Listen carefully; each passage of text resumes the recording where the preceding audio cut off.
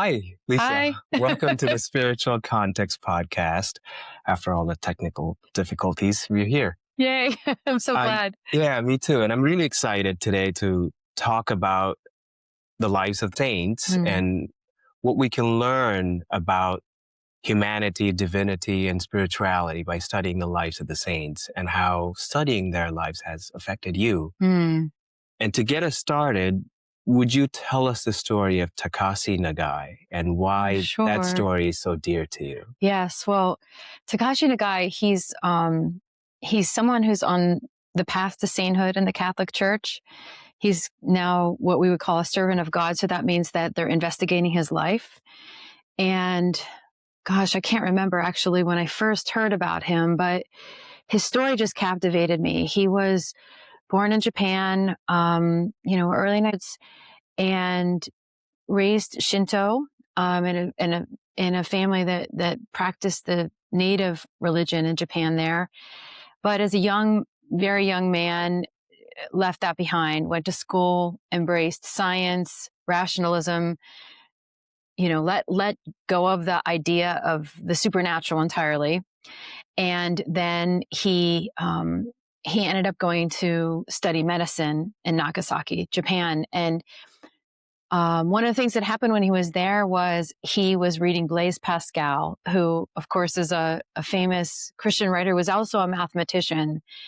And he was captivated by Pascal's thought. And one of the things that Pascal proposes is that this idea of a wager, right? If God exists, why not wager on that? Why not bet on that? Because if you make the right bet, you get eternal life, right? So it's really interesting. He's a young man, very smart. Also, by the way, deeply artistic. He was also very deeply captivated by Japanese poetry. He was Japanese, and he really wrote poetry and integrated that into his whole life. So he's studying medicine, and he decides to pick up on this wager, and he ends up just deciding, I know there's a lot of Catholics in this area. And in fact, Nagasaki is really the center of Catholicism in Japan. Catholics make up a tiny, fraction of a percent of the population of Japan, but he happened to be in a place where there was a Catholic cathedral. And so he thought, well, I'll just go and I'll move in. Maybe I'll get a room with one of these Catholic families, and this will be my way of trying on the belief in God. And it just happens that he went to the first Catholic house he saw, and providentially, this was the home of a family that was that had been at the heart of Catholic faith in Nagasaki for hundreds of years. So a family where people had been martyred because they were Catholic. And so he knocks on their door and ends up getting a room with them. And so really unwittingly stumbles into the heart of Catholic Japan. And maybe just give a quick idea of that. So Japan was originally evangelized by St. Francis Xavier, the great Jesuit missionary, and he had a great love for the Japanese people. He was a early enculturator, right? He really believed that if you brought God to a culture, you met them where they were at, right? And he had a lot of converts right off the bat, but there was a big pushback from the from the leaders in Japan, and a persecution arose. There were a number of martyrs, and Japan closed then, and it exiled all missionaries and closed to Christianity for 250 years. In that time, there were hidden pockets of Catholics, and they were in Nagasaki. So it was this kind of hidden treasure that he bumped into because he just was checking it out, right? And in the course of that time with his family, one of the things that happened was that he fell in love with their daughter, Midori, who was a devout Catholic. They have a beautiful love story, and they ended up getting married. And Takashi he became a radiologist when radiology was just a fledgling discipline, right? This is before World War II.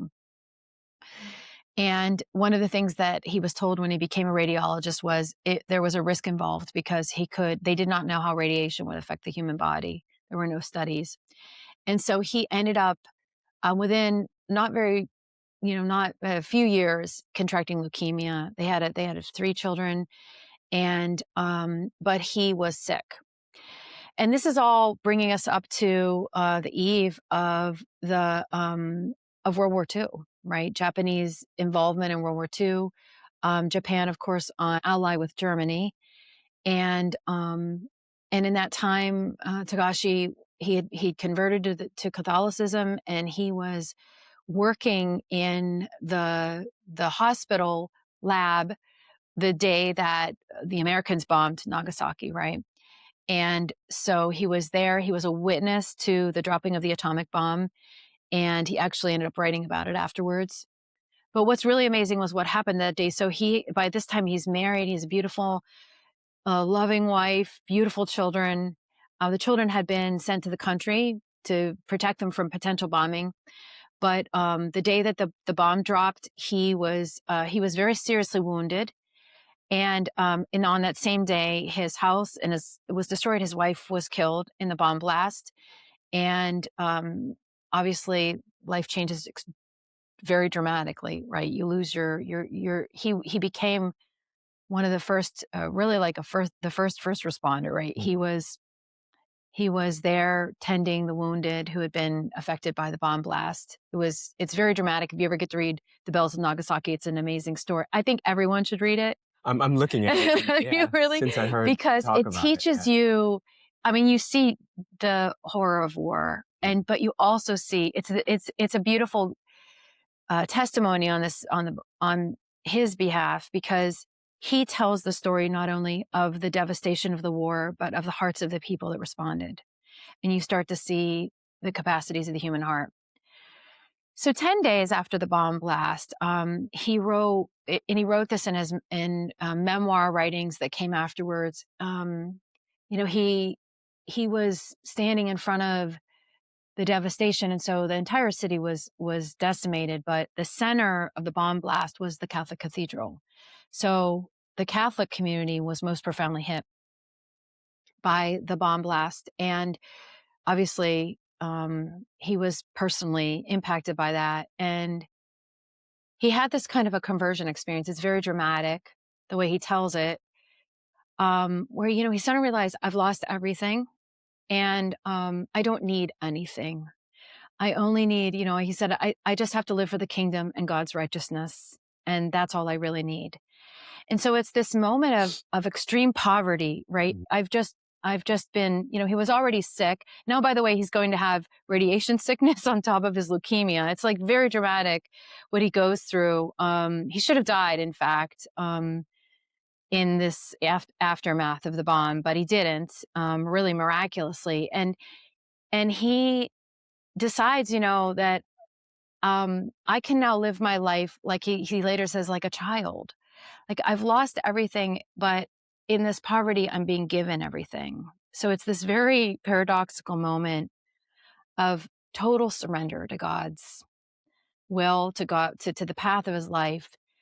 And what you see, and you see this in a lot of lives of the saints, right? When they get to that point of total surrender, like rock bottom, and they let go of everything, something floods into them, right? Because that poverty of our souls, it's a wound through that God can enter, right? And he can flood us with his love. And that's what happens to him. And this has just so deeply touched me. He lives about 6 more years, even though he's quite sick. And he eventually ends up, he's one of these pioneers. He begins to rebuild the city by literally going in there at the heart of ground zero and building a little tiny hut, and lives in that hut.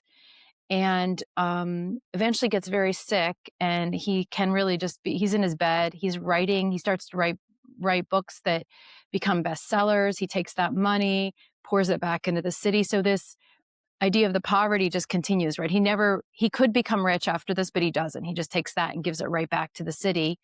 And he has 2 children that have survived, and and people say, you know, what about your children? Why aren't you providing for your children? Why aren't you putting this money in a trust fund? And he says, it's just so beautiful.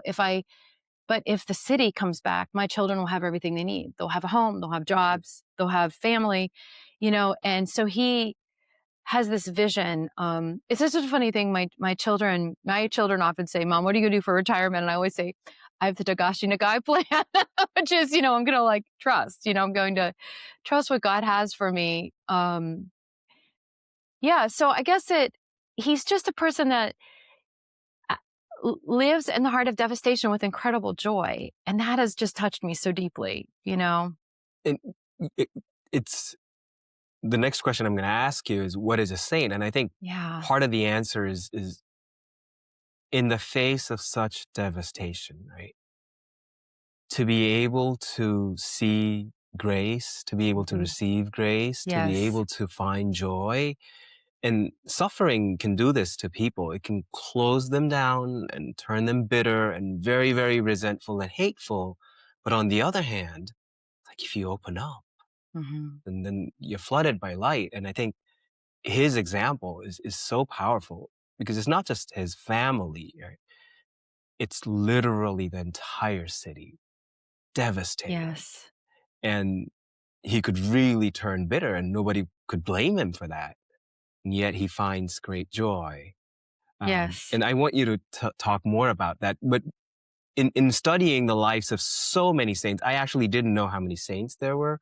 And apparently no one knows. Yes. But 10,000 plus to 20,000 was what Google told me.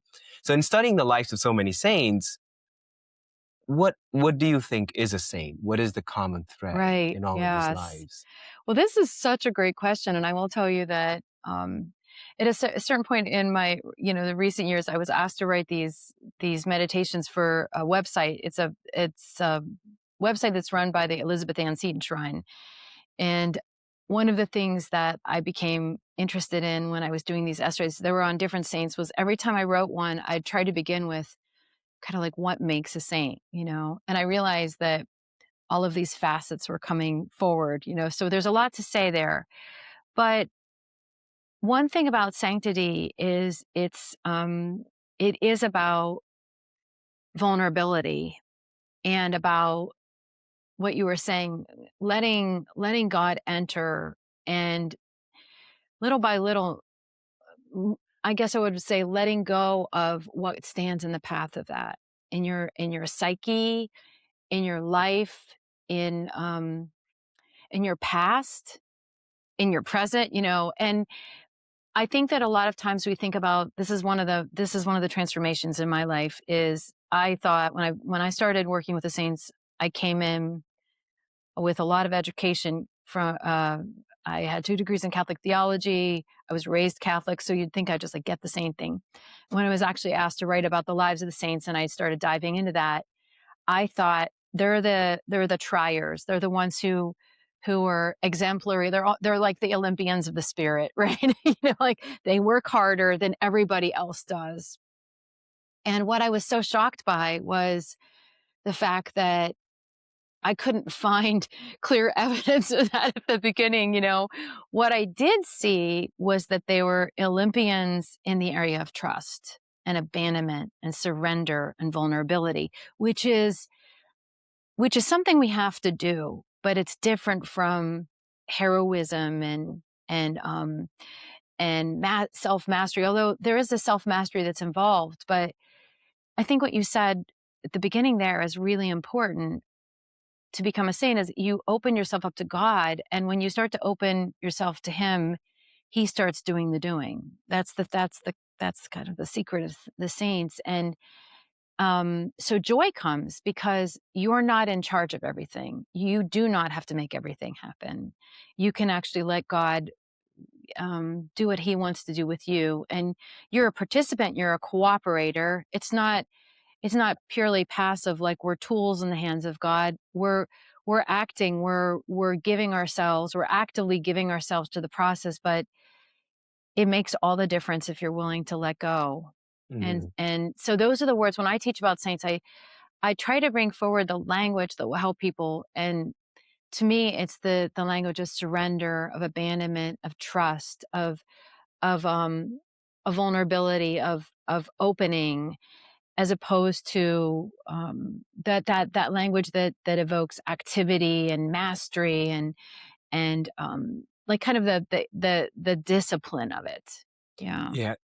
If it seems like if there is a self-efforting, the self-efforting is in letting go rather than Yes. trying to achieve something by the self. It's the Yes. self-efforting in being less reliant on the self. In one of your talks, you mentioned, I really liked how you put this. So I've asked in other interviews, what is God's will to people? Like, Mm, what does God's will mean to you? And you said, it's not like there's a God's will and then you find that out and you align yourself to that, but rather it's about completely abandoning yourself, mm, abandoning your fears, your desires, your worries, your expectations, and being, I think the word you used just now, vulnerable, completely open in the presence of God. Would you say something more about that? yes. Well, I think I think that's you're kind of quoting me back to me, so I agree. And maybe I would simply add that that that one of the things, one of the reasons why we want to think about it as an alignment, I think, is that all of that acceptance and vulnerability is very scary if you think of God in a certain way. And this is where I would say our image of God is essential. Like, we have to get clear on who are we talking about, right? What are we talking about when we say God? With the caveat that, of course, our language is always going to fall short. But at least in the Roman Catholic tradition, that is really my tradition. God is love. That's the heart of the biblical Mhm. um, truth. And it's not, and then you have to say well, what is love, right? Because people have an image of what love is, right? And sometimes the image is a little bit distorted, right? Because we usually get the idea of, well, what love is from our mom and our dad and our spouse or a significant other. And if there's been deformations or abuse there or things that have been really unpleasant, then we might even really not understand what love is. So when we think about, aligning ourselves with God's will, part of the reality that we have to dive into is this reality of unconditional love, right? A God that, one way to put it that's very, simple, is that He doesn't just love us; He likes us. He wants to be with us. He wants to hang around us. And when I teach my students about this, one of the things I'll just say something about prayer right now. One of the images that came to me once when I was just struggling in class, like, how do I explain this? And I said to them, one way to think about prayer is I said, and usually I have a lot of my students are married, and this always does appeal to them. And I say, when you have like a man and a woman and they climb into bed at the end of the night, and the wife has a lot to say, right? A lot of things have happened during the day and she needs to vent. She needs to externalize it, right? So she climbs in the bed and she says to her husband, like, okay, this happened and this happened. And she's just talking, right? And she's doing what we do in a good marriage, right? You know that other person loves you enough to sit there and listen, really wants to listen to you, right?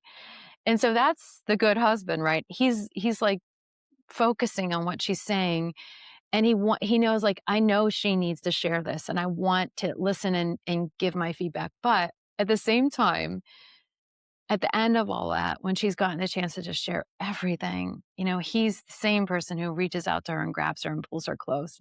I just want to love you. Mhm. You know, I love listening to you, but I also love you. Like, I just want to be with you.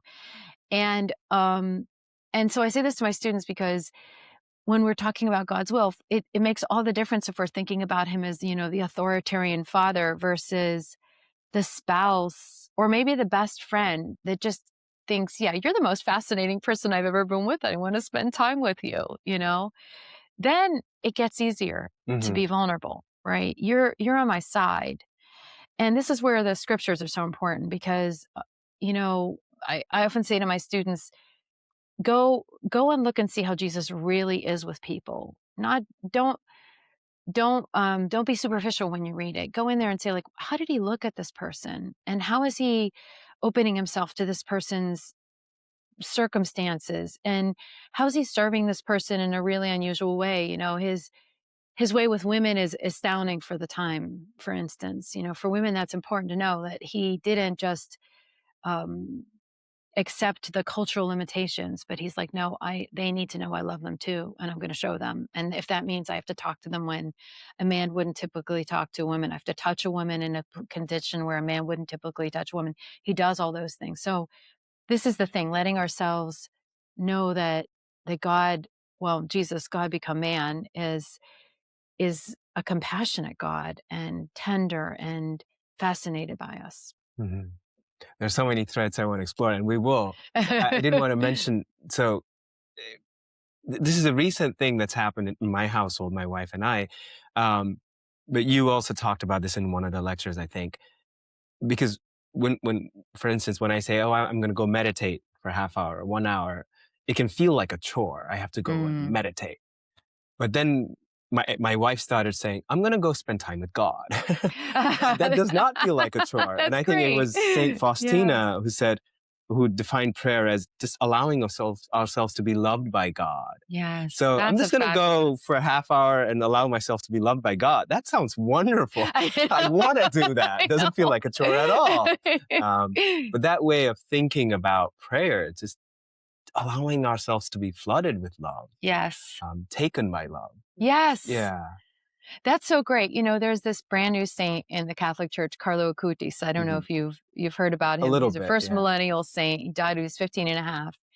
And he said he would, you know, when we talk about praying in front of the Blessed Sacrament, so for us, that's, you know, that's praying in front of God, right? That's, and he said, when I go and pray in front of the Blessed Sacrament, it's like being out in the sun. If you go out in the sun, you get a sunburn. If you go there, you become a saint. Now, that flips everything on its head for so many people, because they think, oh, to become a saint, I have to really become like this person that goes and picks up all the poor people on the street. You will become someone like that. It's inevitable.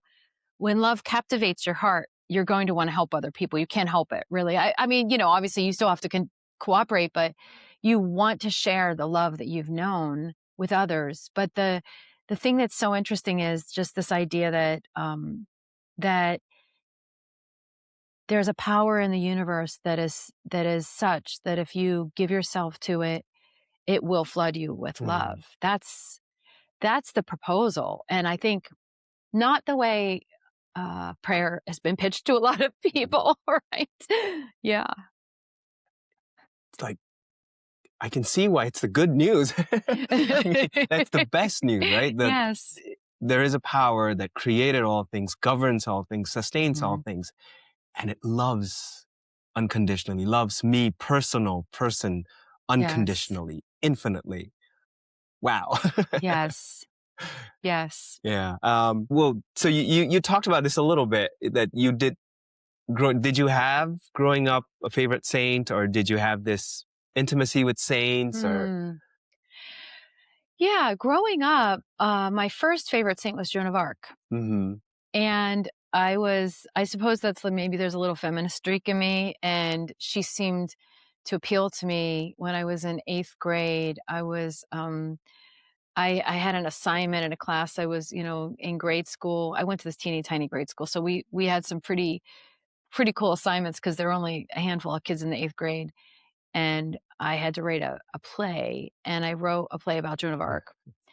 And then a friend, it was really interesting when you're bringing up Faustina, because a friend of mine in class, we actually we co-wrote the play, and there was another saint, and it was Bernadette Soubirous, who was another visionary, another female visionary in the Catholic Church. She had visions of Mary, and they had an exchange. They met together and they had an exchange. So that was the play. So this was, did they really meet in real life? No. No, they wouldn't have met. No, they're 400 years apart from each other, but kind of an imagined thing. Yeah, it's a great premise. I don't know how we came up with it, but I do remember Joan being so attractive to me, because she was all in. I mean, as I was when I was younger, and I guess I'm still this way. I've always been attracted to these people that seem like maybe they're on the, maybe everybody around them is saying you're on the verge of lunacy. Like either there's something really happening with you or you're crazy. And I love people like that. And then my second favorite saint is probably like that came into my life was Saint Thérèse of Lisieux, the little flower, who is. It's interesting. She's either people's favorite saint or they really don't want to have anything to do with her. So she's like probably another one of these people on the edge. For similar reasons.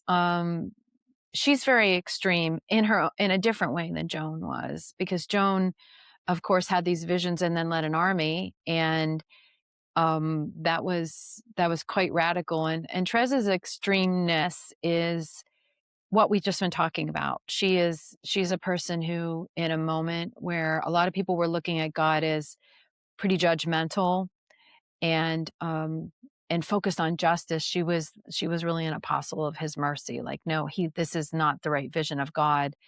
And her theology has become really, I think, important to so many people because she highlights this truth about God that we need to remember. I'm not familiar with many saints. The one that I'm most familiar with is probably St. Francis of Assisi. Okay. And the little flower, a little bit. I'm actually in the process of listening to The Story of a Soul. I think her autobiography. Yes. So she is another, and St. Teresa of Avila, another, and Mother Teresa, of course. Yes. But yeah, I'm not very familiar with very many of them. But the ones that I do know, and others I know a little bit here and there, for instance, the little flower, from childhood, the devotion, the intensity of devotion and complete trust, it's just, it's so inspiring, but also at the same time, it puts me to shame. Like, here I say I believe in God and I trust God, and yet there's a whole another level. Yes. And maybe this is a good place to talk about. So how did you get interested in studying the saints? And you talk about in some of your lectures the problem with hagiography. Mm-hmm. Could you talk a little bit about that? Yes. Well, what happened to me was, I have this theology background, and then I was home. I had have a family still, but I was home with my children. And in the middle of that time, I had an editor at Magnificat, which is like a little Catholic monthly prayer companion publication, contact me and say, "Would you be willing to write these essays about the saints for our publication?" And it was pretty robust part-time job because they published part-time. It was well, I mean, I guess it was about 3 to 4 hours a day I would spend, which was a lot of time for me with a family and, in the morning and at night. You were, I think, if I heard 22, 23 essays per month. Yes. Yeah. Short essays, but you had to like really cull a lot lot right. And these are thematic, not on individual life. Yes, I know. It's a lot of research. I'm surprised it was part-time. It was a lot of research. I got really good at it though, like very quickly, I suppose, because, but I think so it was a conversion experience for me, because when I did it, I came in with a very, like I often say, cookie cutter idea of saints. Like they were all people that were really, really good and like really good children, and they did the right things, and they had the right, they were good. I don't know how else to put it. And they worked hard at being good. And I learned so many things in the first few months about saints. And maybe the first thing that shocked me was how often they were just very human. Mm-hmm. And I would say at first it shocked me. And then I started realizing, no, but this is the reality of holiness. Holiness isn't the opposite of humanity. Holiness is the fullness of humanity. And this is where we start to think it's all, I don't want to say it's all how we think about it, but if we think about, I have to leave behind everything in me that's limited, that's broken, that's incomplete, that's pathetic in order to become a saint, then we're just going to struggle. And that was what I was realizing. I was reading about these lives of people that had a lot of struggles, that didn't do everything right, and sometimes made big mistakes, and sometimes struggled even after they seemed like they were in a really good place. Mm-hmm. They still were struggling. And I started realizing, like I said at the beginning, that it was more about not did you have problems, but like, did you let God into those problems? And in fact, the more like in a way, the problems themselves become the path for him, and so it'd be interesting to talk about Therese, because one of the things that um that helped me writing and reading about or talking about Therese is seeing that she had problems too. And there's a really neat little book. It's called The Context of Holiness, and it was written by a Carmelite. And he he does a kind of a psychological deep dive on Therese of Lisieux. And one of the things he talks about is all her traumas. Mm-hmm. And I was reading this book and I thought, what a great thing that somebody has done this. They haven't been captivated by the hagiography. What you're saying is really important. People write the saint up in a certain way, right? And like, oh, they were always so good and they always did the right thing. And then this author said, well, like, let's look at the actual sufferings that she had and see that she had a mother wound. How could she not have a mother wound? Her mother died at 4.5, right? Her mother is a canonized saint now too, which is fascinating. But her mother left. I mean, not intentionally, but that's a wound in your life. And it's evident that that causes a lot of trouble in her life. And then she bonds with her older sister, and then she's 9, and her older sister goes off to Carmelite convent. And once again, she's got another mother wound. And so this helped me a lot. These kinds of reflections helped me a lot because I started realizing, we don't do any service to the saints when we make them all goody two shoes. And if anything, we make them more distant from us and we lose the actual reality of sanctity. So it was funny. I'm just in the process of preparing a retreat on Pier Giorgio Frassati, who's one of our newest saints, young Italian man who died at the age of 24. And I got a book. I thought it would be an amazing book about him.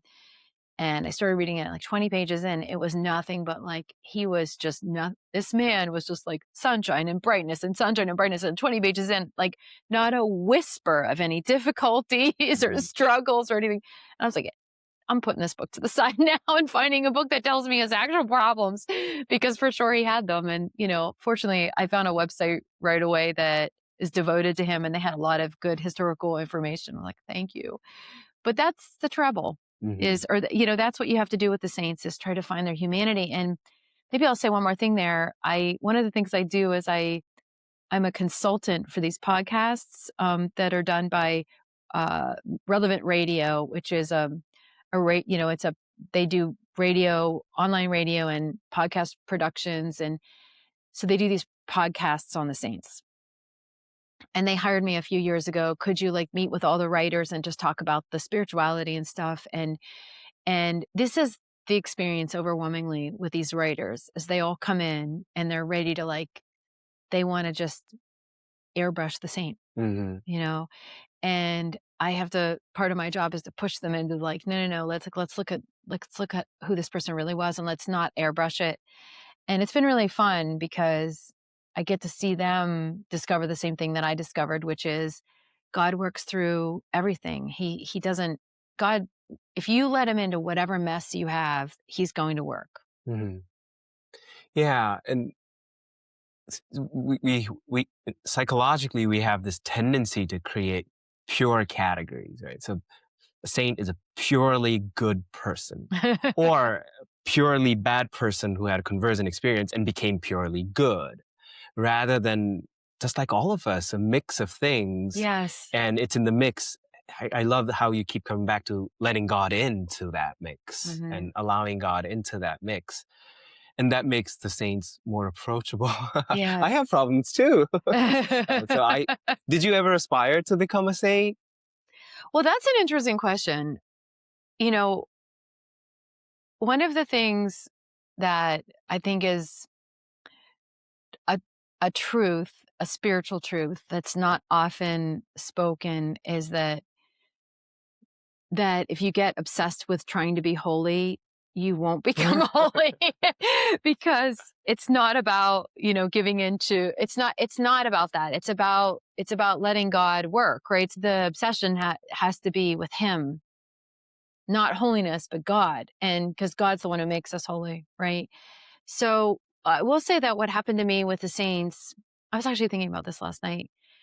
was one of the things you do see about sanctity that is so captivating is that they manage to live with that joy, right? They manage with, you're looking at Takashi Nagai, and maybe one of the reasons why he was so captivating for me was when I was a kid, I would, if I were suffering, I would kind of self-criticize by saying, well, like, you're complaining about your suffering, but what about the people that lived where the bomb was dropped? Or what about the people in the concentration camps? Like, there's way worse human suffering than you're going through, Lisa.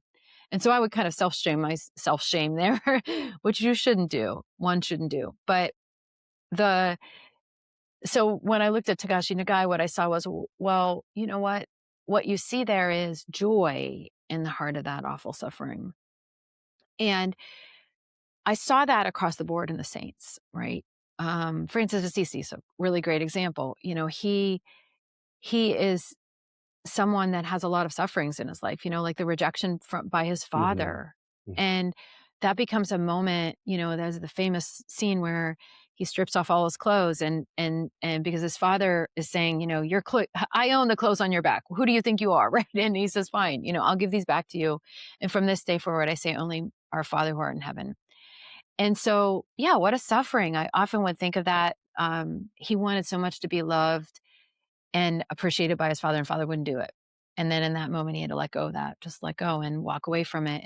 But he's a human being, so he had to process all that, right? It wasn't immediate. He had probably had to go into the hermitage or the woods or whatever, and like pray and let God work in that suffering.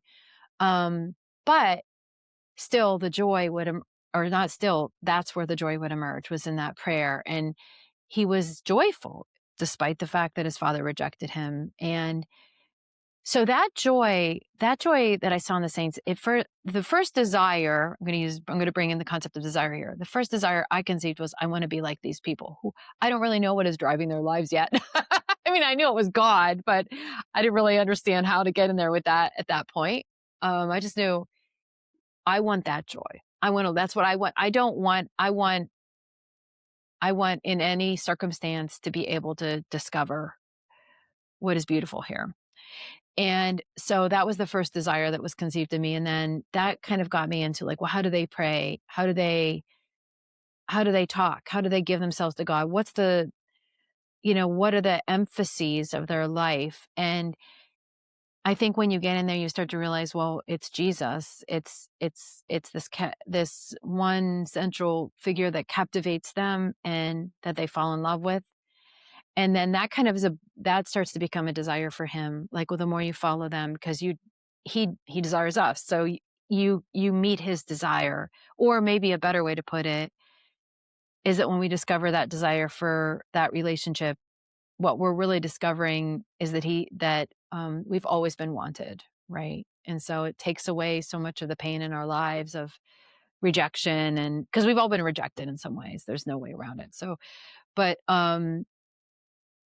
yeah, so I guess to come back to the question about wanting to be a saint, I suppose what I want is what the saints want, is that relationship with him. And I do feel like it's the heart of what I want in my life right now. And hopefully, it will be the only thing. Like, I don't see anything else that I want the way I want that. Yeah. And the Buddhists do a good job of saying, you have to let go of wanting enlightenment if you want to become enlightened. That's great. Which is yeah. similar to, you have to stop being obsessed with wanting this, and it's God. Yeah. God is always the end, and whatever God wants of us. It's interesting to me, and maybe we can talk more about suffering, but for instance, I was listening. I don't know a lot about Padre Pio. I know a little bit. And I was listening to this short clip of him having the stigmata. And it's like he's identifying with the suffering of Christ. And yet, in this identification with suffering and actual physical suffering and psychological suffering, the ability to find joy, it's quite paradoxical in a way. Yes. And it maybe in a way it's at the heart of Christianity, because at the cross, in dying is Christ victorious over death. Mm. But yeah, how has your relationship with suffering changed? And maybe say more about the capacity to find grace, joy in the midst of daily suffering that we Yes, face. that's a great question that you're asking. Well, the first thing I'm going to say, and this is probably going to, hopefully it doesn't shock anybody, but I think that we talk about suffering too much in the Catholic Church. I mean, I don't know about other faiths, okay? And so because I'm very much out of my own tradition, so I can't speak about other traditions. But when I grew up, the way to deal with suffering was, well, offer it up, and I think what my parents were saying when they would say, like, because I'd be complaining as a kid, right? This is bothering me, that's bothering me. Well, just offer it up. I think what they were saying was something like what Padre Pio is doing. But I wasn't there yet. My spiritual journey, and I'm not even sure my parents' spiritual journey was there. My spiritual journey had to go through something before I could make that, because offering it up, which is a beautiful thing to say to someone, is to say, experience this as an identification with Christ. Like, because that Padre Pio, the stigmata is an identification with Christ, Hmm. right? Because you have his wounds, right? And I think that one thing that helped me so much was that I realized, and this came late in my spiritual journey or in my life, probably kind of at the beginning of my real journey, was when I started realizing that, God does love me and he doesn't want me to suffer. Hmm. Like, because if you love someone, you don't want them to suffer, right? This is why parents do so much for the children, right? Like it's a little bit sadistic if you're the parent who's like, no, no, no, they just should suffer all the time, right? Hmm. Like usually parents like just instinctively want to lighten their kids' load, right? And like with my sons, when they wake up in the morning and they have something extra going on after school, right away I'm like, okay, I really want to make sure they have enough food, right? Because I love them. I don't say to them, well, I don't care. Just suffering's good, just offer it up, that you don't have a snack after school and, starve through that activity. So that's how God is. And I think the image of God is a thing, right? I think in my spiritual journey, the first thing I needed to realize was he wants me to be me. He wants me to be loved. He wants me to be safe. He wants me to be free from abuse in my life. He wants me to have the basics. And that's how God is. And that's why the Catholic saints so often are the people that are just, feeding the poor and going and ministering to prisoners. And um, I'm thinking of someone like Peter Claver, who went into the holds of the slave ships to try to minister to the slaves as they were being brought into port in South America there. I forget which port, Cartagena, I think he was at. Um, why? Like, what are they trying to do? Well, God is love. And if you love someone, you don't want them to suffer. So the first step in the spiritual journey, I think, is paradoxically like not suffering, like Hmm. or coming. It's being loved. It's experiencing love as love, and that's why ideally it comes first in the family, and you're in a place where you're being cared for and seen. And what's the ideal family? Like I often say to people, like one time I did a talk for teens, and I said something about love. I was going to guys, I'm going to stop for a minute and say, what is love? Like, already, like, I don't have to teach you the theological definition of love.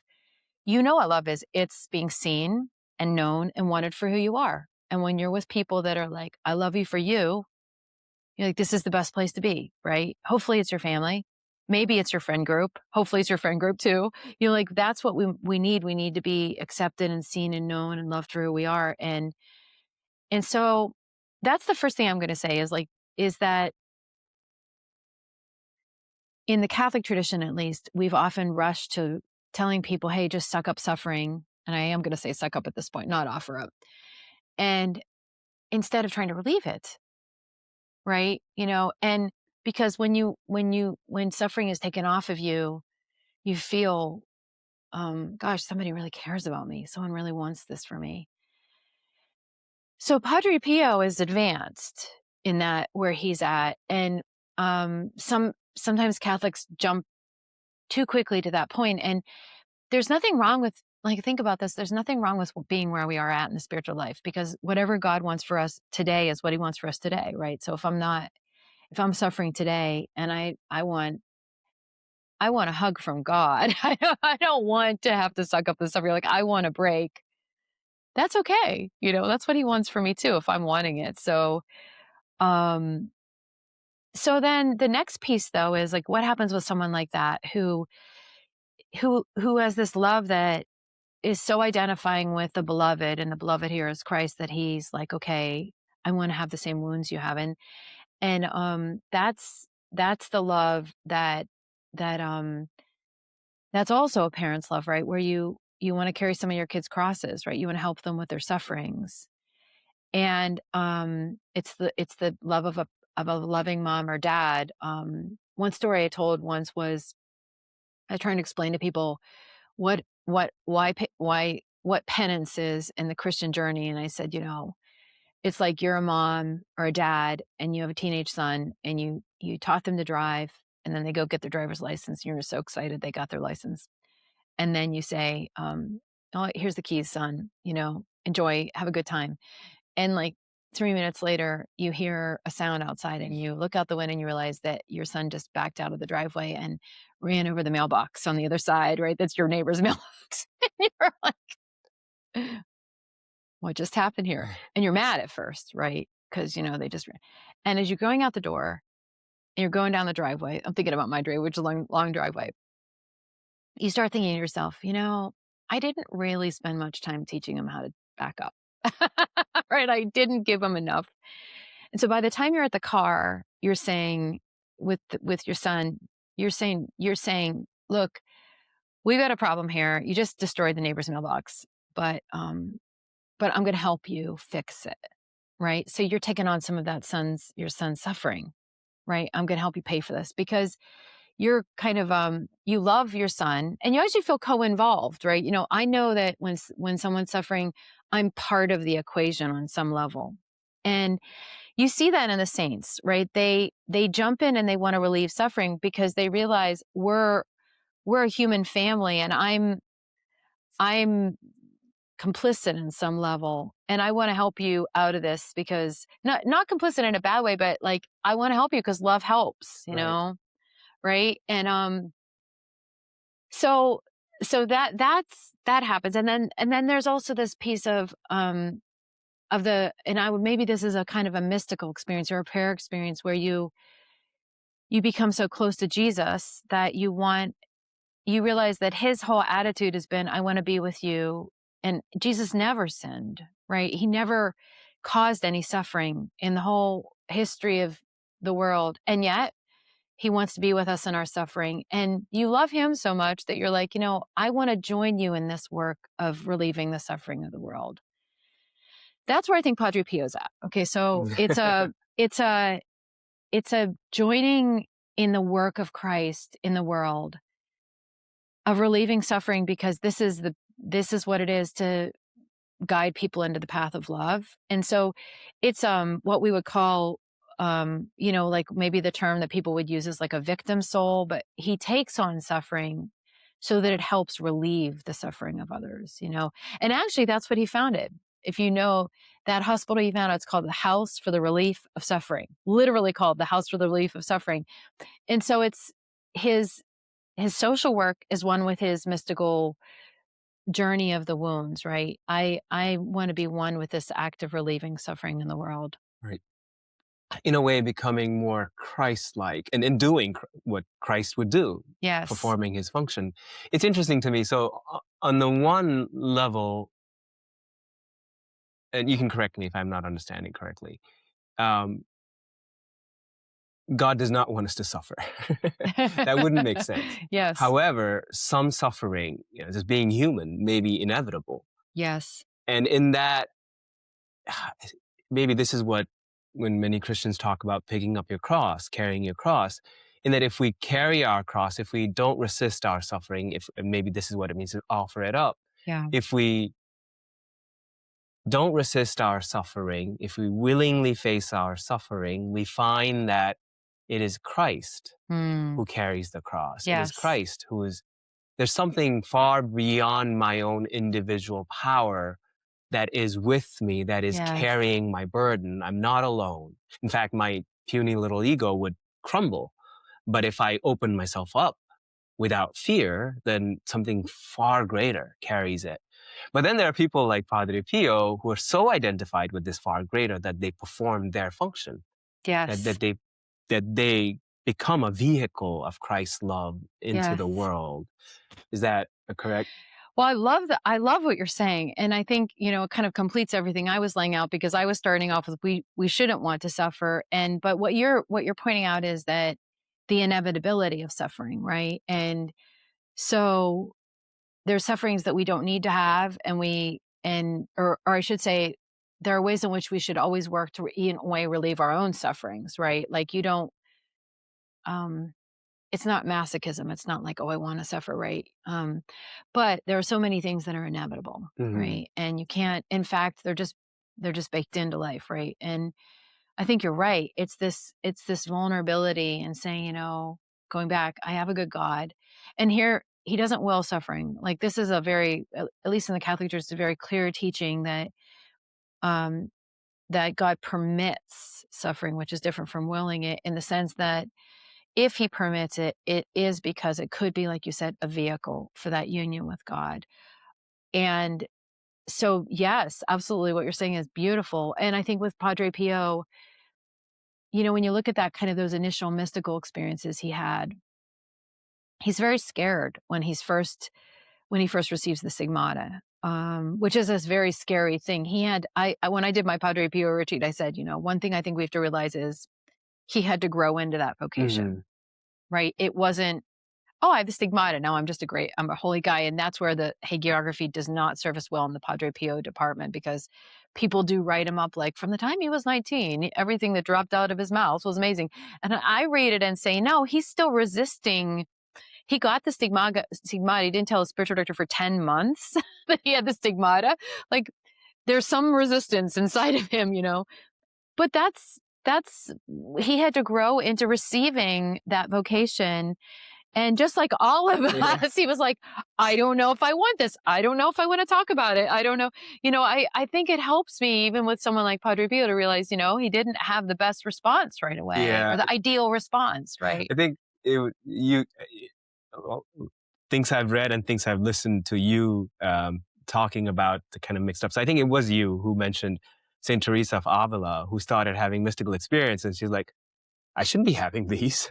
Yes. And she went back to her regular life and why am I having this? Why should I be the one having this? Yes. And it took her time to accept that, no, this is my vocation. It is happening. Yes. A lot of time. And that was why she said her mantra was, don't stop praying. Because when God starts acting in prayer, of course, what she had was that thing that happens, which I think I personally think is part of the whole prayer journey for everybody, is that at a certain point you realize that you're not the only one in the room. You know, like God is there and he starts alluring you. And when that happened, she panicked. She panicked because well, to be honest, because she wasn't the holiest person under the sun, she thought, well, I'm feeling this draw, this action of God in my prayer, and I know I'm not a very good person, so this can't be happening. Like, so you see how her idea of how God was a big part of it, was, oh, God only comes to the people that are already good. But in fact, he comes to everybody. And so, you know, even those among us who feel that we're the smallest and that we're the least, opening our heart to God, if we open it, he's going to enter that space. He's going to enter it. Yeah. And this will bring up a whole new topic. I don't know if we want to go into it, but I also listened to your talk on the virginal glands. Oh yeah. Which I found wonderful, because we talk a lot about, we just started at Nazareth University, spiritual care minor. Okay. And oh, what a neat thing. Yeah. In an undergraduate level. Yes. And we talk a lot about, you know, a physician or a clinician or a social worker. How do you look at the person you are working with? Right? If you're a physician and you look at the person as just a broken body or a broken mind, and that's it, right? I have to fix them. Or do you look at them that there is something to them that is inviolable, that cannot be broken, that is beyond beyond being broken, beyond repair, right? So to look at them as something beyond what they believe themselves to be, what they think they are, what they have done, what they have failed to do, what all of those things, something that is beyond. And from the Christian perspective, that to see that they are a child of God. Yes. Right? To be able to see others in that way. And so in Saint Teresa of Avila's situation, she saw herself in a certain way and saw herself unworthy. And I often think about, you know, when I'm going through something and I feel inadequate, and I think about, how would Christ look at me right now? Would he look at my inadequacy and, you know, condemn me or think less of me? Or what is the bigger whole picture? And how would what would I look like through the eyes of infinite love? Yeah. In this moment, in this situation. And that changes the entire situation. You see it very differently. And I'm thinking of this because Saint Teresa of Avila perhaps at that point was only looking at a part of herself rather than the whole picture. Yes. It's Christ, through Christ's eyes. That's very different. Yes. Yeah. I think what she discovered was who we are is who we are in God. You know, and we usually think about ourselves separate from him. But like you said, in him we're his children, we're beloved, we're you know, to go back to Therese, she even has that idea that we charm him. And I think that's a really, when you start to think that way, you know, like this can transform your life. If you start to think, well, how do I charm him? You know, what in me is particularly charming to God? And then you've switched it all, right? You flipped it. Because most of the time what we do is look at, how have I failed him? Or how have I failed the people around me? Or how have I failed my vocation? Or how, you know, what have I done wrong? And who we are is in him is the real question. And it's a great, I think it's great what you're saying about your program, because we don't, you know, one of the things about the saints, so just to come back to this idea of like what makes a saint, is no matter what has happened to them, they're really not victims, right? They don't conceive of themselves as and some of them have had terrible things happen in their lives, but it really starts to be, look at what God has done for me. Look how I've changed. You know, one of my favorite saints to talk about in this regard is Saint Patrick, and because he's here, you know, his feast day is coming up. Saint Patrick is so poorly known because we just think like green beer and St. Patrick's Day. Everybody knows him, but he's poorly known. Yeah. Drove the snakes out of Ireland, right? And he has this little confession, you know, that he wrote. And I don't know if you've ever read it, but I have not. It's in my shelf though. it's mind blowing because he writes this at the end of his life after he's been a missionary to Ireland, and he tells a story. And he started, like, talk about starting in a really bad place. So he was a teenager. He was kidnapped from his family home and taken to Ireland by Irish raiders. He was English by birth, and when he got there, he was a slave, and he was enslaved to care for the sheep. And he started crying out to God in his complete dejection. Like he says, I was living outside, I was freezing, I was underfed. You know, he was a slave. He was really being abused. And also as he puts it, he was raised Catholic, but he didn't really pay too much attention, was raised Christian. He didn't pay too much attention to the priests. As he said, I didn't listen to the priests, didn't listen to when they were teaching me this stuff. And so he feels he not only is he like a slave, far from home, in terrible conditions, but he actually feels really bad about himself, as like, I've done everything wrong already. Like I can't even pray well because I didn't learn my catechism. But nevertheless, in the midst of all that, he starts crying out to God, and God meets him. he starts and he says, I was praying day and night. Like when I read that, I'm like, okay, I know something's happening, because you don't pray day and night unless the Spirit is at work in you. And that's what he says. I started feeling the Spirit at work in me. And he's a beautiful line in there. Because after that, he escapes. God sends him a dream, and he escapes, and he gets back home, and he's home. And it's actually when he's back home in England that he receives this call to go back to the place where he was enslaved and preach the gospel. And he says that I was like a stone mired in the mud, and God took me and put me on top of the wall. And I love that image that like I was just a mess. God came along and lifted me up and put me on top of the wall, you know? And yeah, I'm trying to think of where I entered this story. You can remind Well, you're me. talking about how terrible things, even though they may happen to them, they don't see themselves as victims. Yes, and this is the thing. And the end of this point, he isn't like, oh, I was a slave. You know, he never self-identifies like that. He does tell you he was enslaved, but you know, he identifies as someone who was in a broken place, but God has come and saved him. And that's what I am. I'm a stone that was picked up and put on top of the wall. What a great image. And I use that sometimes myself. I remind myself, look, I'm just a stone that God has picked up and put on top of the wall, you know? Like this is, but he wants to do this with everyone. I'm telling you, he wants everyone to have this experience of being saved and not being stuck in that place. So what we can do for other people is we can look at them in that way and say, look, no matter where they are right now, this is not who they are in God. You know, he wants to lift them up. He wants to pick them up. And our work in, like, I guess I would say, if I were going to say what's the essence of spiritual care, because I do have people that come to me for spiritual direction. So I do think a lot about what is my job. My job is to look at you when you come and say, what's God doing here? Because he's always doing something in every life. And whatever he's doing it, my job is to pile on with him, right? What can I do to facilitate what God is already doing in this soul? So you've already got a relationship with God. You're already a child of God.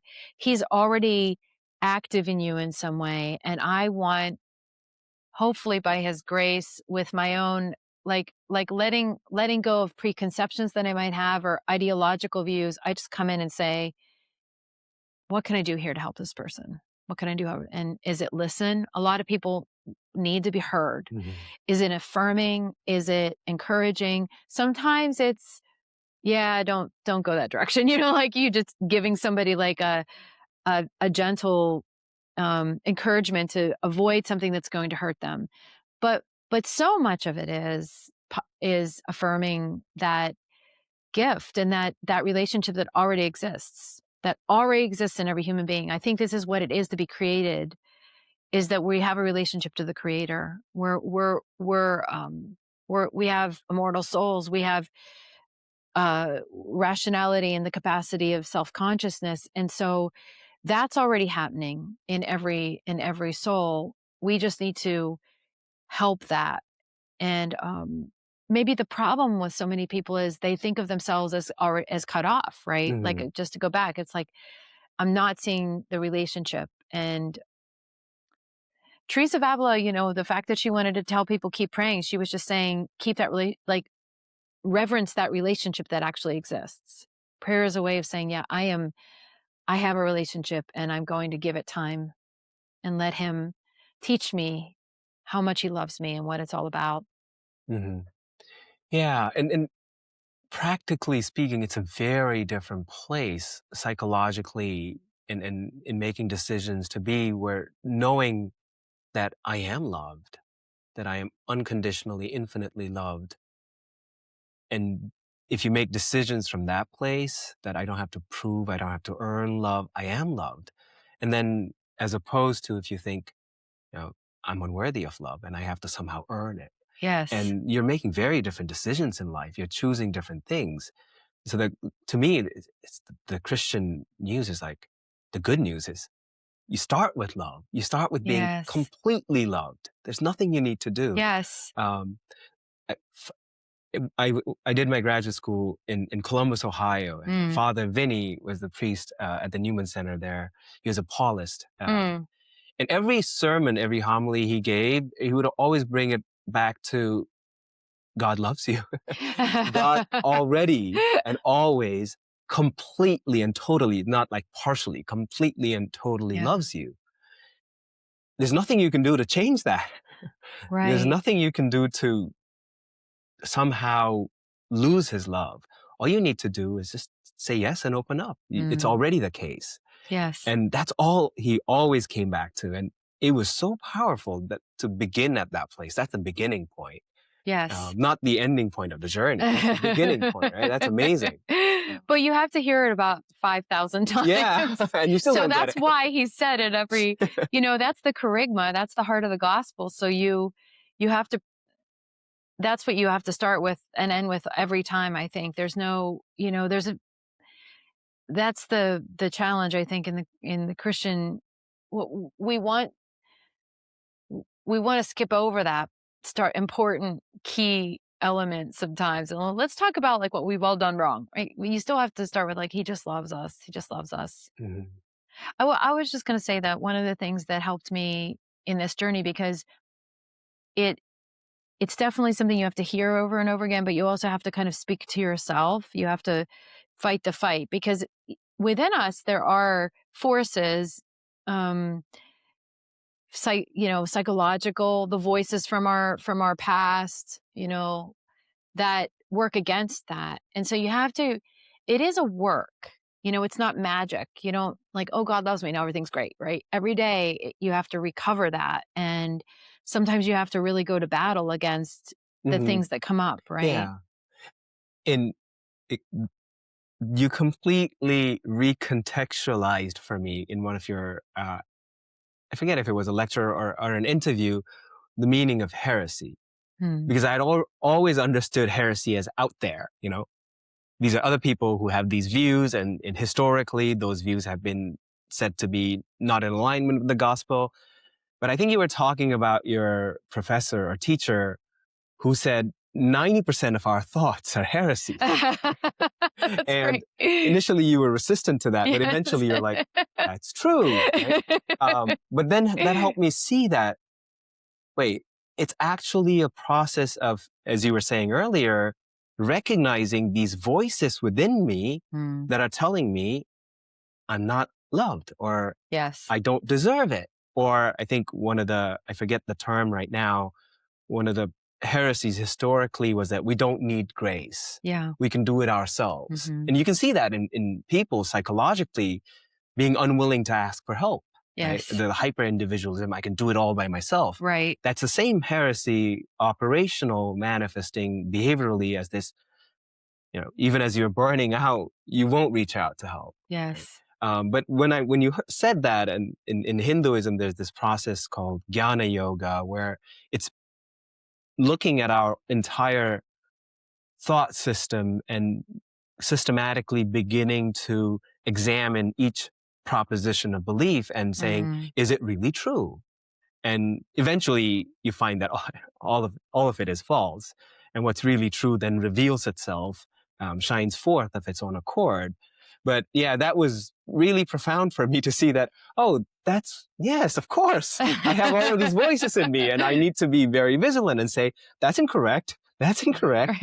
Right. But I always had it in mind that it's a historical thing, other people. That's right.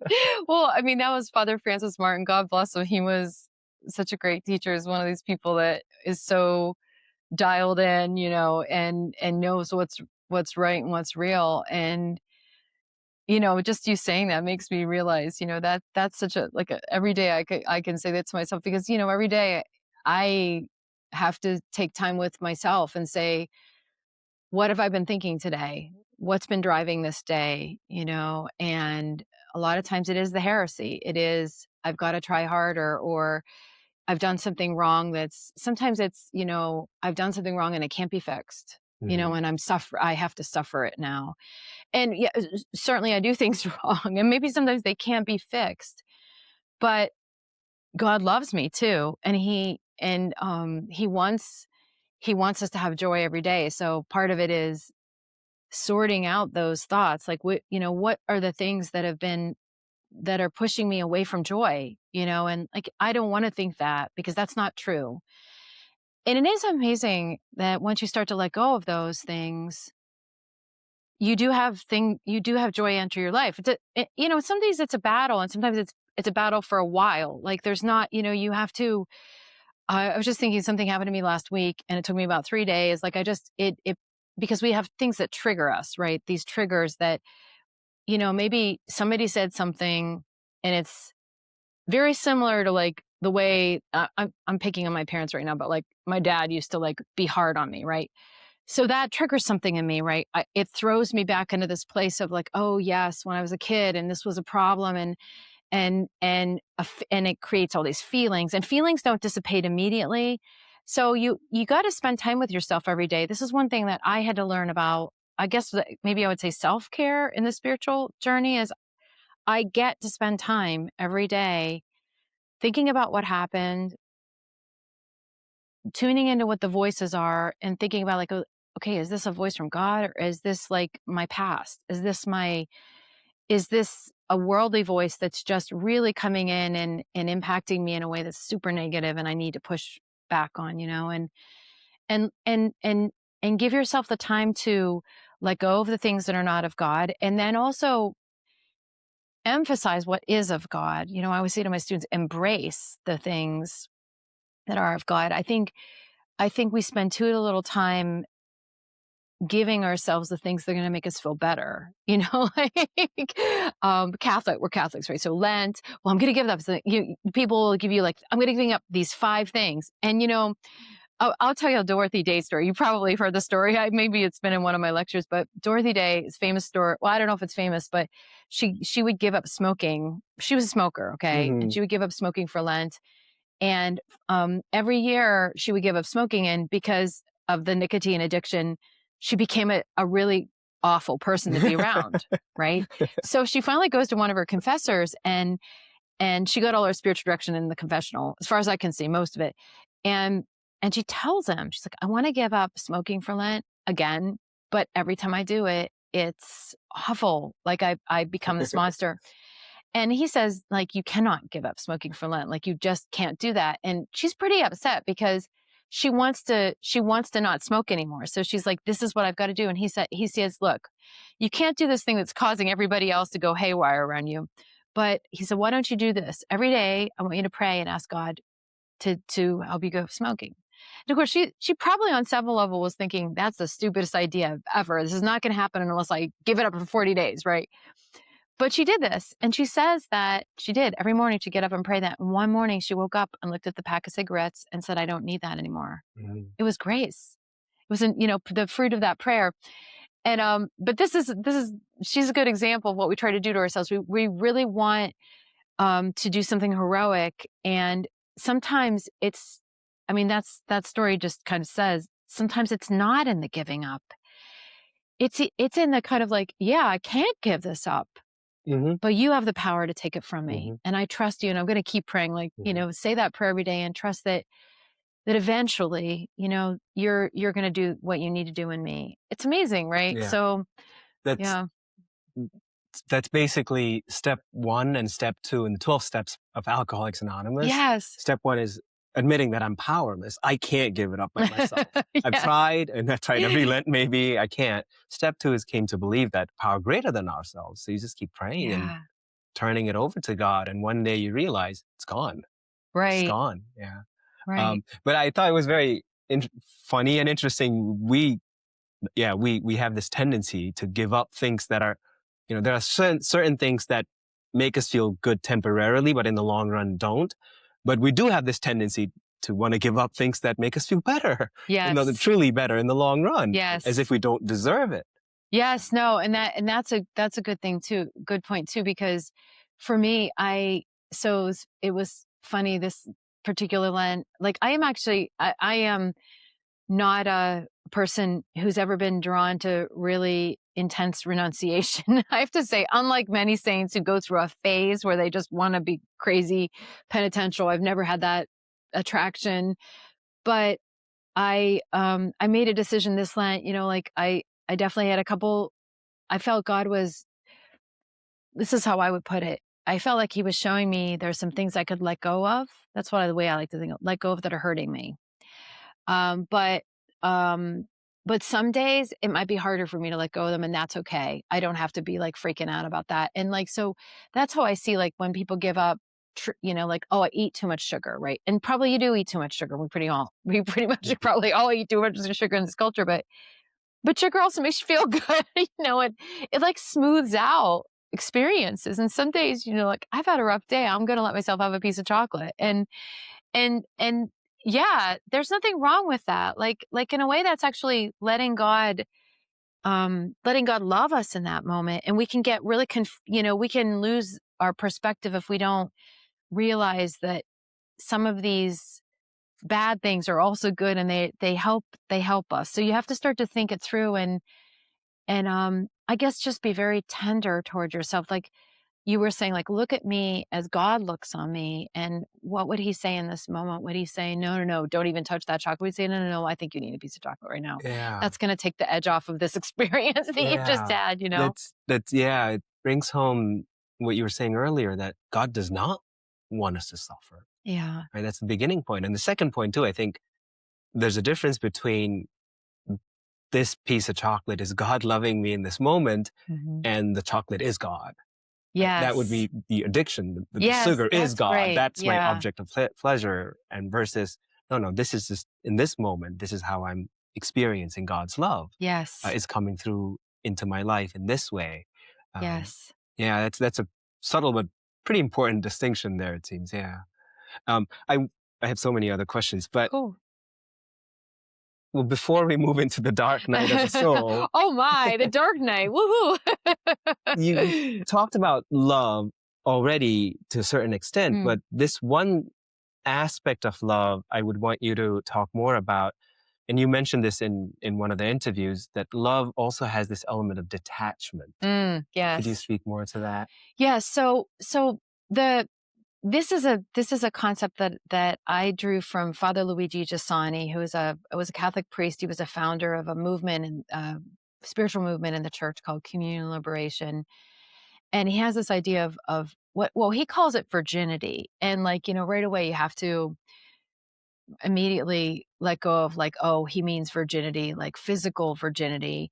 But it's a kind of it's a way of interacting. Like, how do we interact with people in a way that we don't possess them? So he's contrasting like possessing others or using them for our own purposes um with a love that doesn't see them as just someone that I use for my pleasurable gain, right? So that's why he calls it virginity, right? Because the idea is that you kind of, you don't just, you're not just abusive toward others. You're not just using their bodies or their souls for your own purposes. Right. And I think the virginal glance, you're not reducing them to something less than what they truly are. Exactly. Object of my pleasure, or object for my gain, or whatever purpose that they may serve for you. That's reducing them. Yes, exactly. Yeah. So the virginal gaze is this idea, and this is, he has this idea of, love is it draws us together in union, right? But he says that when we love another, it has to be with a union with, he says, a detachment within. Okay, so this is already an interesting idea, because in the Christian tradition we talk a lot about detachment, right?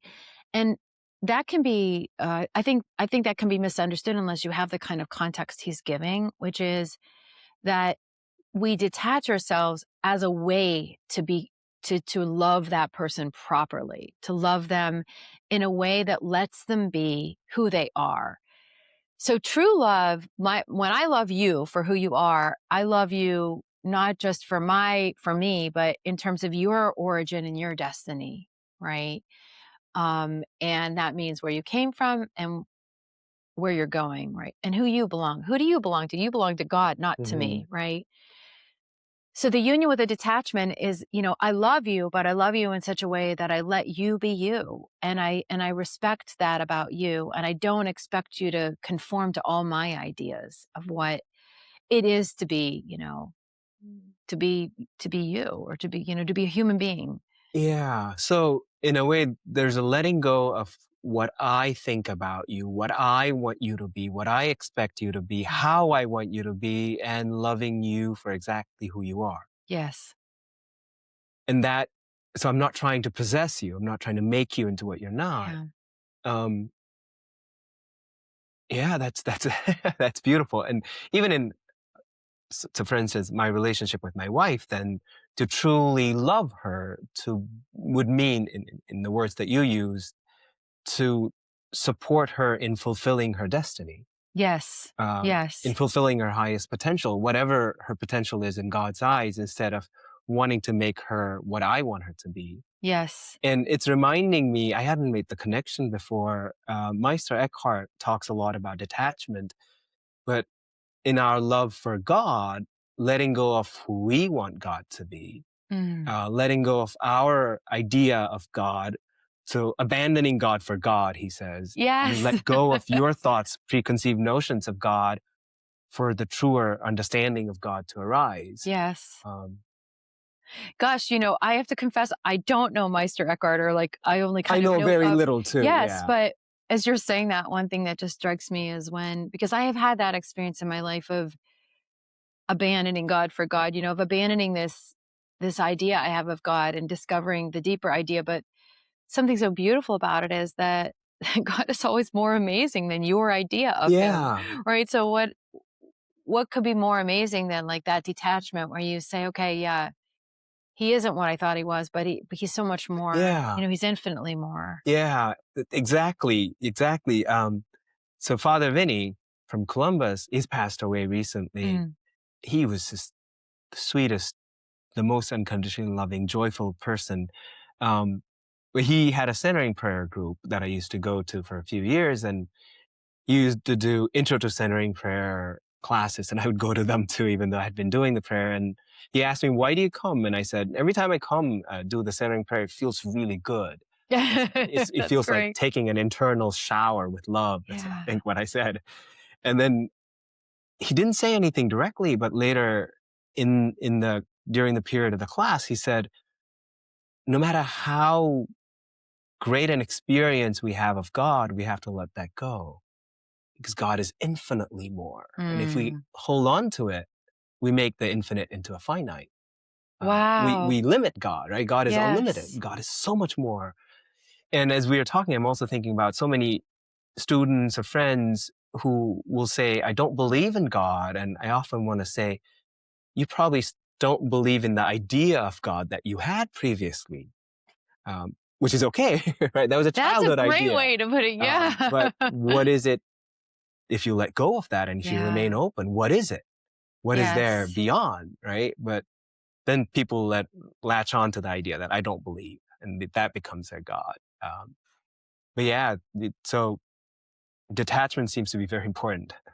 Yes. Another word I think that helps here is reverence. Because reverence always has that idea of giving space before the other. You want them, you don't approach them to take hold of them, but you approach them to really to be present to them as they are, and acknowledge that. Like, we usually use reverence when we talk about God, right? Like worship, right? But that's kind of got to be at the heart of our relationship with every human being, I think, is that reverence for who they are. I mean, everybody else is a mystery to us. Yeah.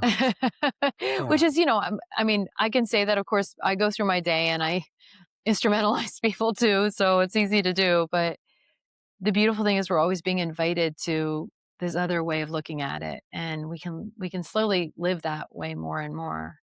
Yeah, and I think as I have grown up, I didn't used to like the word mystery as much, but now I think I appreciate it more, because it's saying there's more to you than I know. Yes. I think it was Houston Smith, the comparative religion scholar, who said, what we know is always an island compared to the ocean of what we don't know. And that's true of everything. And so it is a mystery. I have no idea what I'm talking about. I know. And that's true for other people, for myself. Yeah. I know so little of myself. There's so much more. and true of God too. Yeah. So yes, Dark Night of the Soul. Okay. What is it? And there are certain few ways you've talked about it that I can ask and follow up questions, and what can we learn about this experience from studying the lives of the saints? Yes. Wow. Well, it's funny. I end up talking about the Dark Night of the Soul, and I think I've read about it a lot, but that's sometimes what I think, I don't feel like I'm an expert on it, but I suppose what I see in the lives of the saints is that, think about starting with like kind of the master drawn to the cross, right? What is the Dark Night? It's actually closeness to God. And that's ironic because we first experience it as, or we might feel I'm so far from him right now, or he's so far from me. Mm-hmm. And yet it's exactly what you were just saying. The closer we get to God, the more he is mystery. And at first that can be so disorienting that we actually think, I don't even know if I believe in him, right? Maybe he doesn't exist because this is just not a God experience that I'm having right now. So it has to do with our growth in a relationship with him and becoming closer to him. And how does it manifest in people's lives? In all different ways. You definitely see in the lives of the saints that they go through periods of time where what they thought they knew is not what is useful anymore. And they think, so Therese she's a good example of this, is she has this experience of, she says, this darkness at the end of her life where she can't believe in heaven. Well, that's a big deal. Mm. It's a big deal, right? Because, since she was this big, since she was 3 years old, she's been, like, I always say, other kids play with Barbies, Therese would play with heaven. Like, she and her sister would be talking about what heaven was about, I was so surprised. fantasizing about heaven. They would play hermit.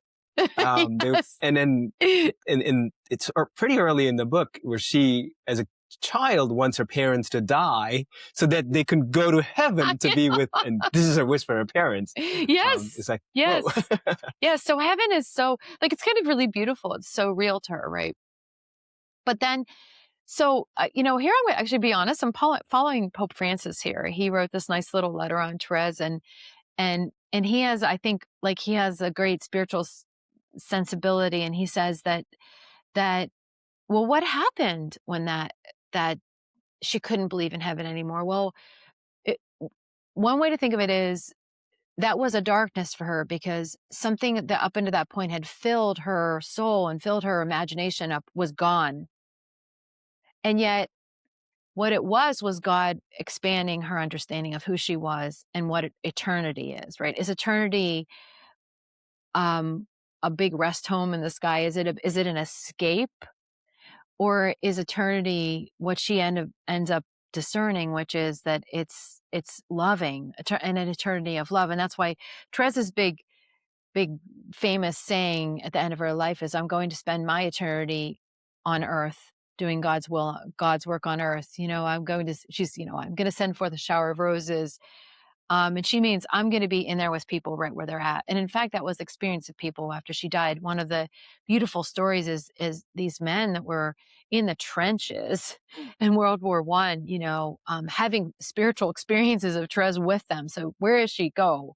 To the war, right? To the trenches, right? She's not going to go and have the rest of her eternity, in some beautiful place in the sky, right? She's going to stay here and be with people and suffer alongside them, obviously in a very different way, because we have capacities in heaven that we don't have here. But so the dark night there was, for her, was a darkness that was experienced as something's being taken, but something was being given. It's mysterious, right? And it can feel like a suffering when you're in it, but it's also something's being opened, and a new way of existing is being given to you. And that's kind of the most beautiful thing that we see in these experiences. And so just for everybody, we all, I think probably every human being on the face of the earth has had a taste of this, right? Of, like you were saying, that the students were saying, I believed in God. I don't believe in him anymore. Like, and it's beautiful. You're inviting them to this idea that, well, maybe what's happening is a whole new relationship with God, not the end, but it's a beginning. And I think that's the thing about the Dark Night too, is that it's something that is a beginning. You know, I have to say that I think that a lot of the ways that the Dark Night is written about and talked about in the Christian tradition, and it goes along with that. So the problem with the way we talk about suffering, it's like, oh, this is this awful thing we have to go into. And some people even want to kind of like precipitate that experience in their life. And now I don't know that I would recommend that, you know, because God, if we trust him, he'll guide us through every path. Like we do not have to create stages of the spiritual journey for ourselves. But so it's something can be quite, that is very beautiful. It's just, it has to do with what happens when I, a finite creature, meets an infinite God. And it's just a new level of being expanded for his love to enter. Mm-hmm. Yeah. Yeah, it sounds like the old has gone and the new perhaps is not yet fully visible. And if I focus on what's gone, I will grieve. But if I look forward in anticipation to what is to come, which, you know, we often tend to be attached to what's gone. Yes.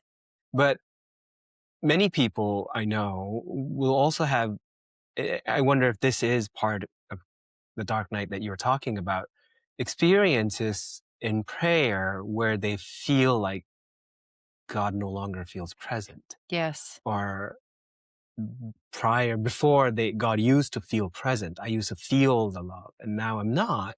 And it can be a very shocking, difficult experience. Mm-hmm. And do saints talk about that? How does one navigate sure. that period of time? Well, Teresa, of course, is the gold standard here. You know, never stop praying. Mm-hmm. You never stop praying, and you remain, because trust. So regardless of how it feels, just keep praying. Yes, because that's part of what's being changed in you is the feeling, right? Or the you're being invited to a different level of feeling, right? And you're like one way to talk about the Dark Night is the shedding of the ego, right? We have certain ways that we have been very comfortable existing, and then God is permitting us to experience other ways, and you know, we always want to pull back. We always want to pull back, and so staying with him and trusting is really important in that. And this is where I think, I think having someone to accompany us in the spiritual journey is very, very, very important. Like I became a spiritual director because my experience of being accompanied by others has been so important. Mm-hmm. When I've been in the place where like this seems like darkness, I need someone to talk to. I need someone who can reassure me, who can kind of, it's like, if you're walking through a dark forest, it makes a difference if you're holding someone's hand, even if you can't even see the other person in the moment, there's someone with me. And I think this is the really beautiful thing about having someone to be with us in that time, that that's really important. And I think that you do see this in the lives of the saints. They have friends. They have friends, but ultimately Jesus is the ultimate friend, and the good friend is someone who doesn't ever let you run away from that reality, unless you stay, encourages you to stay in the game with him, even when you're feeling like he's not around, he's not present, because he is. And, so it's mysterious. I'm thinking about one particular time in my life where I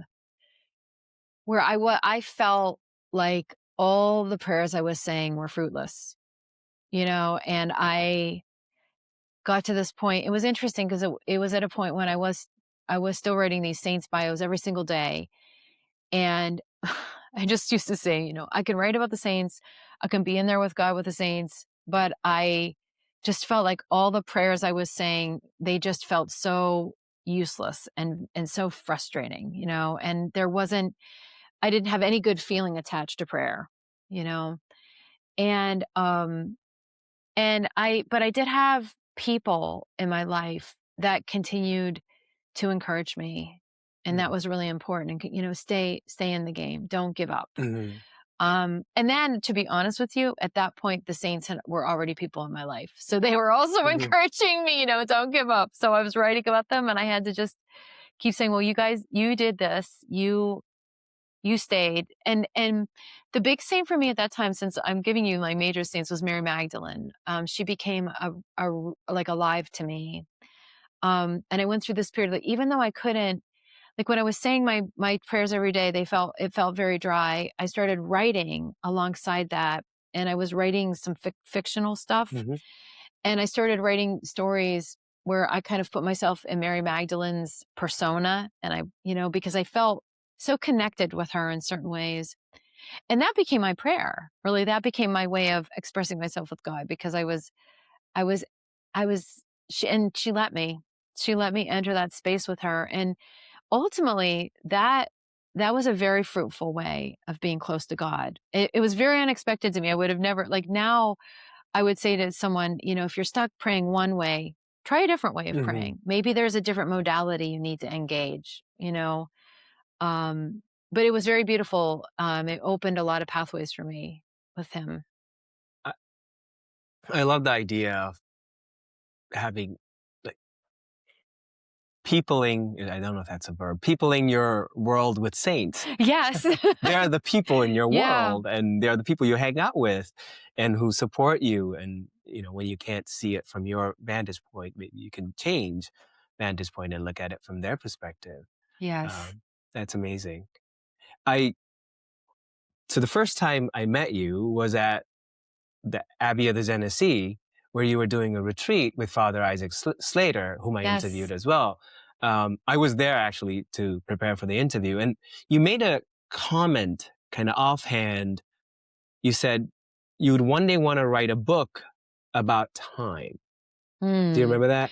No, but it does sound like something I would say. About how what you've learned from studying the lives of saints, about how things take time. Yes. And we become so impatient. Can you say more about that? Oh, yes. That's a huge point that I learned. And I think, wow. So I think one of the things, when you have to engage a life, right? When you look at, like, and I was looking at life after life after life, and I was seeing, you know, this is where they started, this is where they ended, and these are all the things that happened in between. I started realizing, you know, that my whole way of understanding holiness was off, because I was always thinking, you know, you learned something and then you applied that knowledge, and then you move to the next step. It was like it being in school, right? Like I learned how to do that basic, you know, I learned how to add numbers. Now I learned to subtract. Now I learned to multiply. Now I learned, you know, like, and what I realized in the lives of the saints was that that things took time, and it wasn't always it wasn't linear all the time, right? Sometimes it seemed like they were going backwards. Like, I don't think they ever were going backwards in God's plan, but it wasn't, they didn't always experience it as linear, and yet they stayed with him. You know, like today, like things are going down, and it wasn't like, well, I'm not achieving, I'm not getting better. Well, what's wrong with me? And this idea of like progress is because we're Americans, you know, progress is part of what we are as Americans, is that we're in a culture that things always get better, right? Technological progress and things are always improving. And so I think we just apply it to our spiritual journey. And so I started, you know, it was the mercy of God entering through this, because I remember being very suddenly looking at my own life in a totally different way. And if I can put it this way, and it was kind of what was happening in my prayer, but like in my path, I had this idea that I had to do this, and that I had to get better, and I get better and get better. And I started letting go of that, like just saying, wow, my life is my life. And I'm not sure how I actually was saying to God, I don't know how this fits together anymore. I don't have a linearity here anymore. And it's interesting, because when you do that, like your life starts to become a contemplative prayer, because that's a kind of an aspect of contemplative prayer.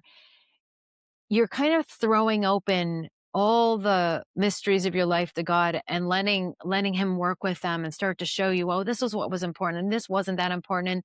And this is where these things start to fit together. And this thing that you started when you were 10 years old, now it's finally coming to fruition. It's not, none of it's really, you relate to it totally differently because you're relating to your life and him. So I think what I learned was that it just wasn't linear. I didn't have to worry if I wasn't where I thought I needed to be. And I started just letting go of that feeling. Like I started saying, it's okay if I felt like it was 2 steps forward and 3 steps back, it's okay. Like I don't have to worry about these things. And so I just loosened my grip on my own timeline. Right.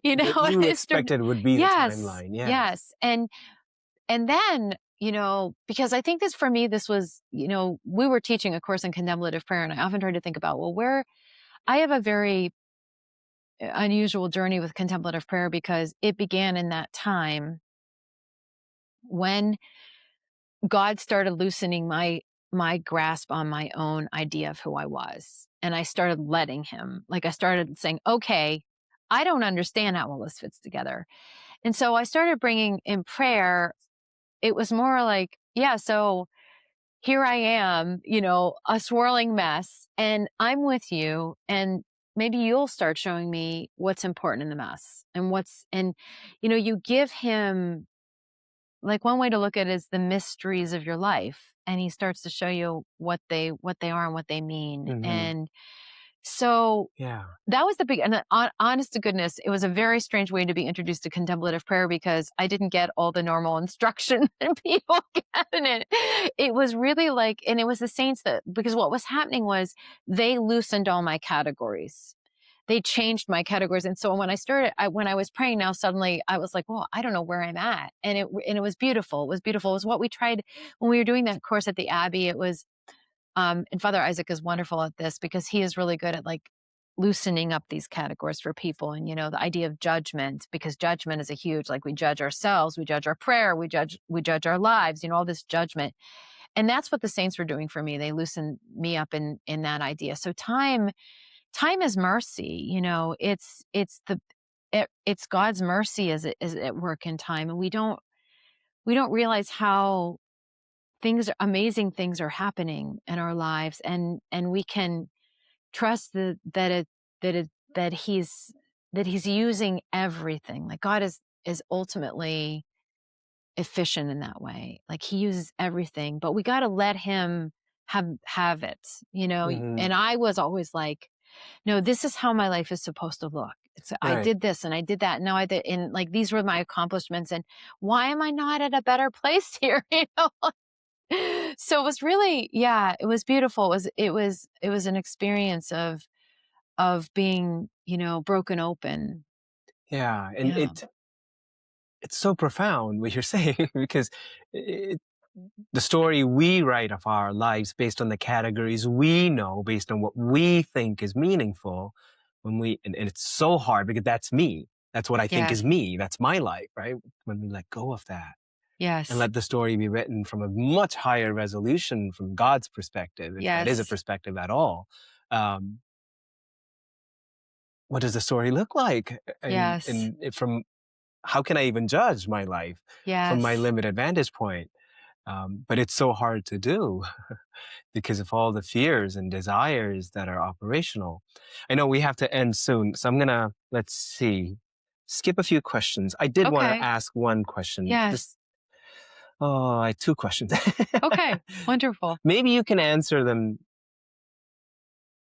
Okay, I'm going to ask the one question. Okay. So many saints are either priests or monks or nuns, not all of them. Yes. Could you talk about a pathway to sainthood through this daily household family life? And I suspect, and maybe I'm off, the little flowers, little way might relate. And I want you to talk about the little way as well. Yes. Okay. Well, there's this beautiful, I just told this story last night in class to my students. There's this beautiful story, exchange that Saint Therese has with her sister Celine. Now, Therese had entered Carmel at 15 and a half. And her older sister stayed home, and her sister also wanted to enter the convent.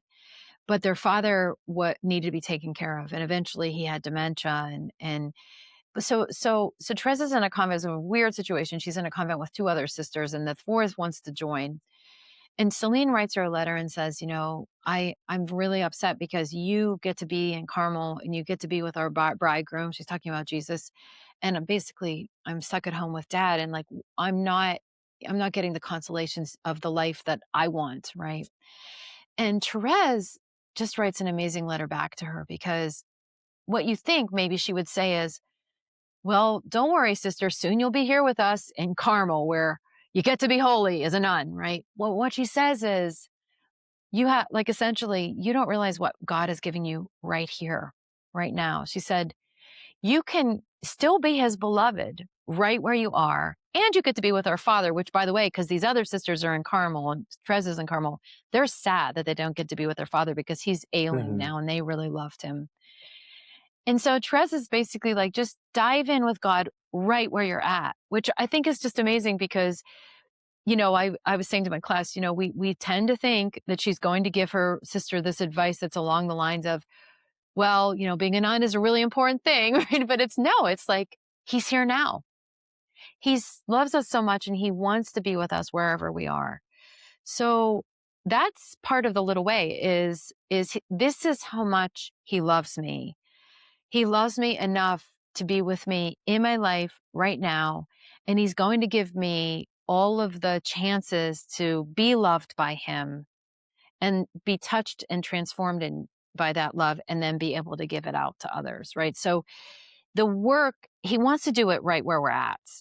And, once again, it's a mindset. We think, well, when I get to this point or when I get to that point, and, to be honest, I meet people that say, and here's the time thing and the timeline thing. They'll say, well, I always thought I would become a nun, and I tried this convent, I tried that convent, and now I'm 55 years old and I can't even get into a convent, and none of these things worked out for me. And the subtext is, my life is a disaster, my life is a failure. And, Therese would say, well, nobody's life is a failure. This is not part of what we're dealing with here. He loves us and he wants to make something of you right now. And this is what we see, like these very odd saints we have coming down the pike, like a Dorothy Day, didn't join a religious order, she didn't even want anybody to think about the Catholic worker movement as an order. She was just like, I'm a woman. I have a baby that I had with a man that I'm not with anymore, never got married, and so I'm a mom, and I'm a woman who's going to live with the poor and be with the poor. And this is what God wants for me. And she let go of being defined in those ways. And gosh, look at what she did because of that. Right. So I think he can bring us, into an amazing place, but we do have to let him. Yeah, just letting go of our own expectations of how our life will turn out, but also other people's expectations of how our life will turn out. Yes. Yeah. And just right here, right now, God is here. Yes. Yeah. And God is loving me right here. Yes. If someone wanted to start studying the lives of the saints, are there certain books or shows? I like shows or movies that you would recommend? Yeah, gosh. Oh man, I should bone up on the movies.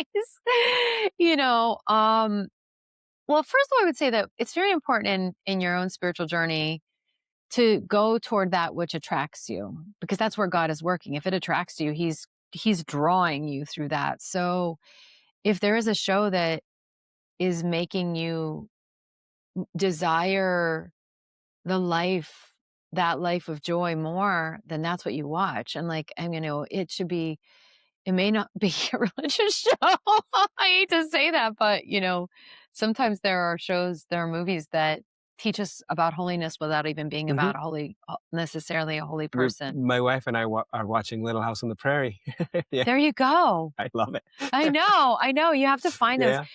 My son and I, we just watched the Father Brown. Of course, that was a G.K. Chesterton character, but there was like I think it was the 80s it was made. It was like 13 episodes, just 13 episodes. They did there's a newer version.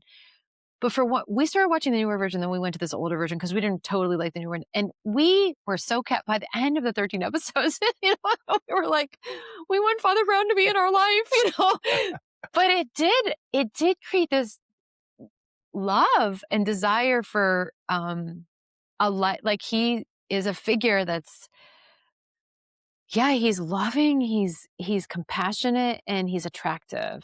So whatever attracts you, I've been attracted, like it's hard for me to say because I think the attraction, like for me, it was sitting and reading Butler's Lives every day, and it's funny because this is the 12 volume version. It's the big long version that you can't get online. You can get the shorter version online, but the longer one it was just captivation and falling in love, and then reading other things they've written. I mean, I think the writings of the saints are very important. Not just reading about them, but just reading, like, I said Patrick's Confession, or the Martyrdom of Perpetua and Felicity is a great one. You can Google that, and it's mind blowing. And then the last thing I would say is, don't be afraid to bring your heart to everything that you read. In other words, if you think to yourself, wow,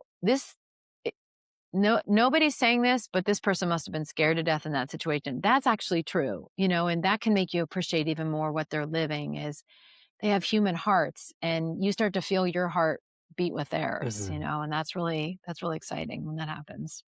And where can people find more of your work? And if they wanted to connect with you, how can they do that? Yeah. Places. I have about 45 essays on sanctity on SeatonShrine.org. And I Could have you spell that? Seton, SetonShrine.org. So that's one place that, like, they're short essays. They're usually around 1,000 to 1,500 words. Yeah, I haven't written a book yet, so I can't recommend a book. I mean, videos, I'm starting to get more and more videos up there. And my website, I have a website, it's pretty minimal, LisaLickona.com, where I have my retreats. And I'm slowly going to start building that out. I have a few videos on there. Yeah, and And I would recommend the LisaLickona.com. yeah. That's where I found all of the videos and some of your articles. And Yes. I didn't get to it yet, but you also did I think it was an Advent retreat with Word on Fire, Yes. with 7 saints. So that's there too. So if people go to LisaLickona.com, under the media tab, you have a list of articles and videos and lectures. Yes. And we're currently filming this at St. Bernard's in Rochester, New York, and you have retreats here? Yeah, so I have retreats on one Saturday a month. They're retreats on saints. They're just a morning retreat, and it's really beautiful. It's a short kind of dive into that life and spirituality of that person, and then there's time for prayer. We have a continental breakfast. We have lunch, so there's a chance to visit with other people there. I do retreats a few times a year. I do weekend retreats for women. So if you're interested in like a deeper dive, I'm also doing a talk next month at Mercy Spirituality Center on. They're doing a mysticism series, and I'm doing a talk on Saint Therese. I think I saw that. Yeah. So I'm excited for that, and yeah, I do a lot of talks in the area.